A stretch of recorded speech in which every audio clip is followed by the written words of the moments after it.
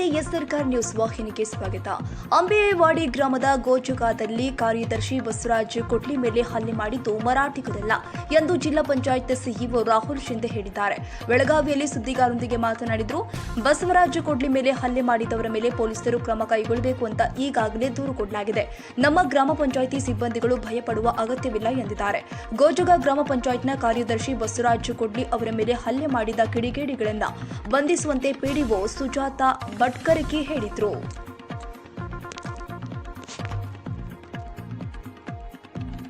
ಒಂದು ಅಂಬೇವಾಡಿ ಗ್ರಾಮ ಪಂಚಾಯಿತಿಯಲ್ಲಿ, ನಮ್ಮ ಬೆಳಗಾವಿ ತಾಲೂಕಿನ ಅಂಬೇವಾಡಿ ಗ್ರಾಮ ಪಂಚಾಯಿತಿಯಲ್ಲಿ ಸೆಕ್ರೆಟರಿ ಮೇಲೆ 3-4 ಜನ ಹಲ್ಲೆ ಮಾಡಿದಾರಂಥ ಒಂದು ಘಟನೆ ಆಯಿತು. ನಮ್ಮ ಸೆಕ್ರೆಟರಿಗೆ ಕಾಲಿಗೆ ಮತ್ತು ತಲೆಗೆ ಸ್ವಲ್ಪ ಪೆಟ್ಟಾಗಿದೆ. ಅವರು ಬಿಮ್ಸಲ್ಲಿ ಅಡ್ಮಿಟ್ ಆಗಿದ್ದಾರೆ. ಈ ಕೇಸ್ ಸಂಬಂಧಪಟ್ಟಂಗೆ ಅವರು ಕಂಪ್ಲೇಂಟ್ ಆಧಾರದ ಮೇಲೆ ಪೊಲೀಸರು ಕೂಡ ಅದಕ್ಕೆ ಕಂಪ್ಲೇಂಟ್ ರಿಜಿಸ್ಟರ್ ಮಾಡಿದ್ದಾರೆ. ಆಲ್ ಸ್ಟ್ರಿಂಜೆಂಟ್ ಸೆಕ್ಷನ್ಸಲ್ಲಿ ಇದಕ್ಕೆ FIR ರಿಜಿಸ್ಟರ್ ಆಗಿದೆ.